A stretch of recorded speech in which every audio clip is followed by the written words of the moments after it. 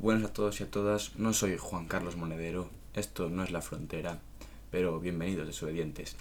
Hoy estoy en el primer vídeo del canal, Anarquía y a lo loco, para explicaros el porqué de mi... es mi ideología política y de pensamiento, pero por qué le llamo así al canal. La anarquía no tiene nada que explicar, es anarquía. ¿De qué viene mi pensamiento anárquico? Pues fácil, no creo en la legitimidad del Estado.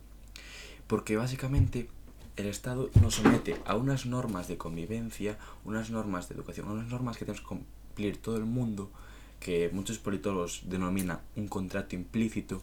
¿Y qué quiere decir este contrato implícito? Que por el mero hecho de ser habitante o de nacer, tienes que aceptar esas normas. Un contrato porque hay diferentes opiniones. Hay gente que dice no es un contrato porque en un contrato tiene que estar las dos partes de acuerdo, y aquí no hay. Yo no estoy de acuerdo, imagínate, con el Estado, de respetar sus normas y tengo que respetarlas. Y otros dicen que sí es un contrato implícito, que tú no tienes nada que decir, o sea, tienes que aceptarlo sí o sí, no queda otra, pero como tú te sirves eh, de los servicios que te reconforta este contrato, que básicamente son derechos. Derecho, tengo el derecho de ir por la calle, si me agrede alguien tengo el derecho a recurrir a la policía, eso es del Estado.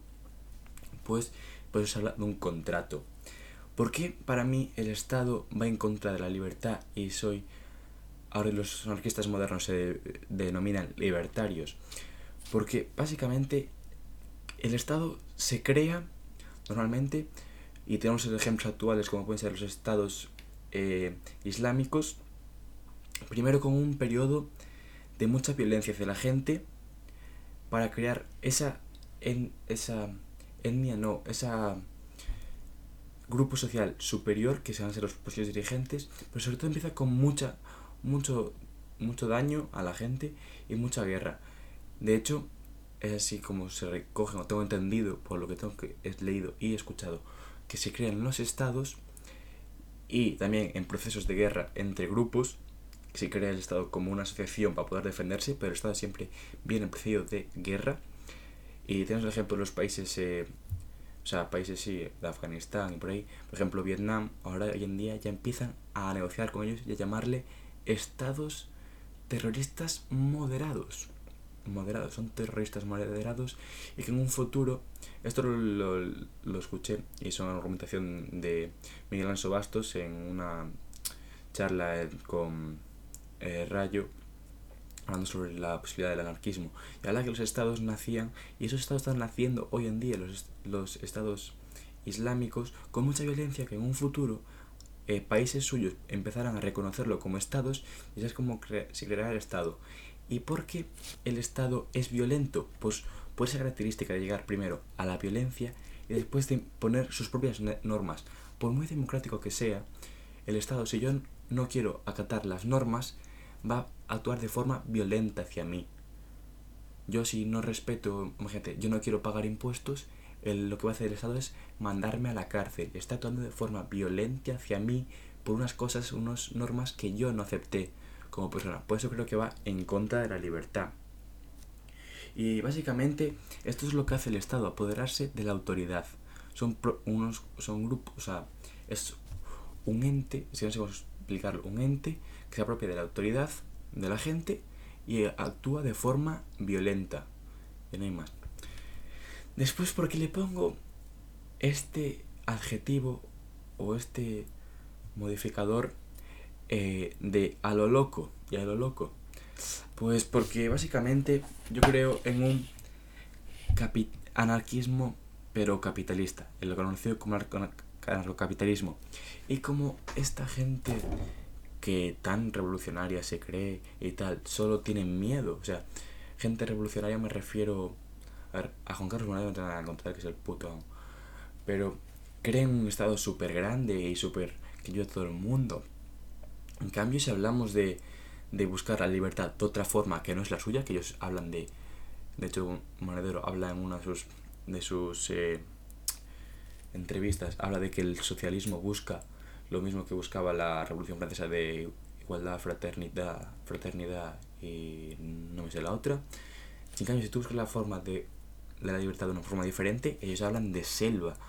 Y es donde quiero ir yo por aquí. Por eso, y a lo loco, como esa concepción que tiene todo el mundo de que el capitalismo y el libre mercado es una selva, es toda una locura. A ver, el anarquismo en sí ya lleva esa concepción consigo misma de todo el mundo de que es una locura. Si no hay nadie que rija esas normas, es un poco complicado porque, por ejemplo, este debate que mencioné antes hablaban de la posibilidad o no de implementar el anarquismo, que son mis dudas filosóficas también. Obviamente no soy ningún politólogo, pero voy a seguir hablando sobre el anarquismo en base a por qué yo defiendo el anarcocapitalismo. Porque creo en el anarquismo lo tengo bastante claro, o una reducción totalmente del Estado hacia el minarquismo, porque creo que es totalmente ilegítimo cómo actúa su autoridad. No la creo legítima, no creo que tenga el Estado, por llevar toda la vida siendo Estado, tener un derecho para coartar mi libertad de tal forma. Y ¿por qué creo en el capitalismo? Por ejemplo, si nos vamos a otros tipos de anarquismo, por ejemplo, como el mutualismo, que su creador es Pierre-Joseph Proudhon, defiende que puede haber propiedad tanto privada como comunitaria y trabajar en asociaciones, vale.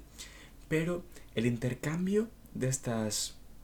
El intercambio, el comercio, no sería mediante divisas o monedas o valores que nosotros le ponemos a las cosas, porque el comercio se basa en ponerle valores a las cosas, como lo conocemos hoy en día. Tú cuando vendes algo y otro te compra algo, tú lo que vendes lo valoras menos de lo que recibes, y el que lo compra lo valora más de lo que da. Es la base del comercio. En cambio, en el mutualismo, Proudhon lo que defiende es que ese intercambio tiene que ser por cosas que valgan lo mismo. ¿Y cómo mide eso que valga lo mismo? Pues por tiempo. Mide ese intercambio por el tiempo que llevó el trabajo de construirlo, o algo así, que no llego muy bien a entender por lo que tengo leído, pero básicamente se basa en el intercambio mediante lo que costó la producción, pero mediante el tiempo. Está claro que el tiempo es lo más valioso que tenemos todos en esta vida, y eso no es capaz de... Tendría sentido medirlo por el tiempo, pero para mí tiene más sentido medirlo mediante divisas. ¿Por qué? Voy a poner un ejemplo que saqué de cosecha propia. Si tú en un mutualismo vas por el tiempo, eso no coarta o no desacelera yo creo que desacelera el crecimiento como sociedad, porque básicamente, si yo soy muy bueno arreglando coches y tengo un compañero que no es tan bueno, yo en 8 horas arreglo 3 coches, mi compañero arregla uno en 8 horas, imaginaros, ¿no? Estamos los dos recibiendo lo mismo, porque estamos invirtiendo el mismo tiempo. Entonces es como que, para mí, eso que sí es un tópico de que todo el mundo dice que es un tópico, como puede tener el comunismo, de trabajar todos iguales, que lleva a una vagancia, pero yo realmente lo creo, porque yo no creo en el buenismo de todo el mundo, y todo el mundo va a trabajar por amor al arte, ¿no? Amor a, no sé, si puedo trabajar más por beneficio propio, o sea, por sentirse bien consigo mismo. Puede ser que alguna gente, pero no creo que en toda la sociedad trabaje de esa manera. Y ahí es donde entra la teoría de Adam Smith, de teoría de las naciones, creo que era, económicas de las naciones, no se lo tengo por aquí apuntado, de la riqueza de las naciones de Adam Smith, y es que él habla de que el comercio es lo que lleva al bienestar social. ¿Por qué? Porque todo el mundo tiene amor propio hacia sí mismo, que es la reformulación de el egoísmo que hablaba Hub, y este amor propio y este querer lo mejor para nosotros mismos nos lleva a que contribuyamos con la sociedad, como puede ser el ejemplo del panadero. Las teorías de Adam Smith las voy a repetir bastante porque creo que reflejan bastante mi forma de pensar y mi forma de entender el mundo. Y es que el panadero, si se levanta a las 4 de la mañana para hacer el pan, no es porque le apetezca levantarse a las 4 de la mañana para hacer el pan, es porque se levanta porque va a recibir un beneficio propio por ese pan. Y la gente que va a comprar ese pan recibe ese beneficio del panadero, ¿no? Y creo que por ahí es donde debería ir nuestra sociedad, o encaminarse en nuestra sociedad. También se recoge, por ejemplo, Adam Smith no era anarcocapitalista del todo, porque defendía un mínimo estado, creo, por lo que tengo entendido, que es lo que se conoce como minarquismo, que es la base del debate que hubo entre Rayo y Anso, y es que Adam Smith defendía que había que haber un pequeño Estado que se encargara de tener una educación pública para que esta gente poderosa no fuera capaz de alienar a la población, que tuviera un mecanismo en la población de culturizarse y darse cuenta de que ser conscientes de lo que está haciendo, básicamente, porque si si no hay una educación, es mucho más fácil ser manipulados. Y en una sociedad de libre comercio sin educación, lo más probable es que los más poderosos, por ser poderosos, acabarán manipulando a todos los demás y aprovechándose de eso. Pues es necesario una educación. Y esto es uno de los fallos, creo que en la defensa del anarquismo en sí, o eso creo yo. Y por otra parte, si voy a la charla entre Anso Bastos y Rayo, hablaban de... Rayo defendía el minarquismo como un estado muy pequeño, como que tuviera una orden, y la otra de Anso, pues Anso defiende el anarquismo. Pero otro de los problemas que también tendría la anarquía mediante el debate que tuvieron Anso y, y Rayo era la idea de la defensa frente a ataques, invasiones y así, que yo no le creo encuentro gran problema, porque creo, es una teoría también que mencionaron ellos, de no sé qué autor era, porque obviamente no soy politólogo ni nada por el estilo, no leí tantos libros como esa gente, obviamente, pero Anso mencionaba la idea de un libro que me llamó mucha atención y creo que refleja mi pensamiento, y es que explicaba que la evolución de la sociedad nos va a llevar a ese anarquismo o a ese minarquismo, pero como una idea de una sociedad super evolucionada. O sea, la sociedad que tenemos hoy en día no sería capaz de vivir de esta forma, y lo creo de verdad. Creo que vivimos en una sociedad donde es demasiado dependiente del resto y del Estado, pero que una super evolución, como una sociedad super evolucionada, o sea, evolucionada además, podría llevar a esa idea de llegar al anarquismo. Y yo creo que ese es el concepto básico: evolucionar nuestra sociedad mediante la educación para poder llegar a ser algún día eliminar el Estado. Y Anso hacía una mención también muy clara que decía sobre la Iglesia.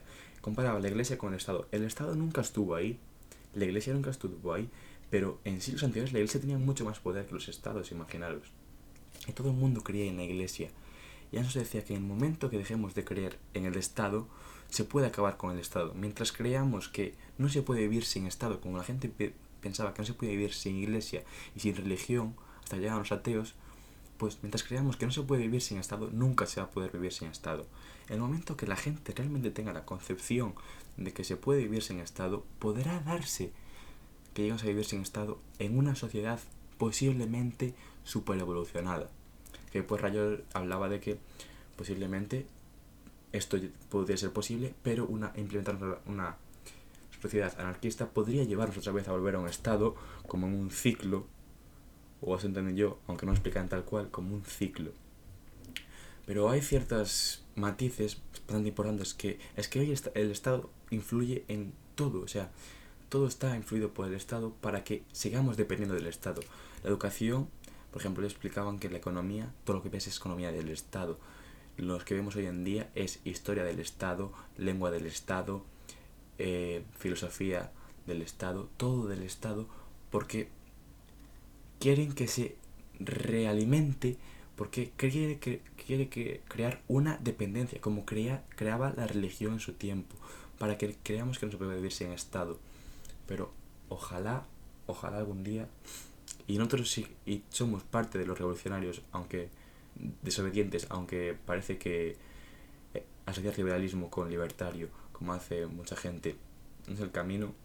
Nosotros también somos desobedientes, y creo que algún día, ojalá vivirlo yo, llegará esta idea que yo tengo y que defenderé, espero, toda la vida. Nos vemos en próximos vídeos desobedientes.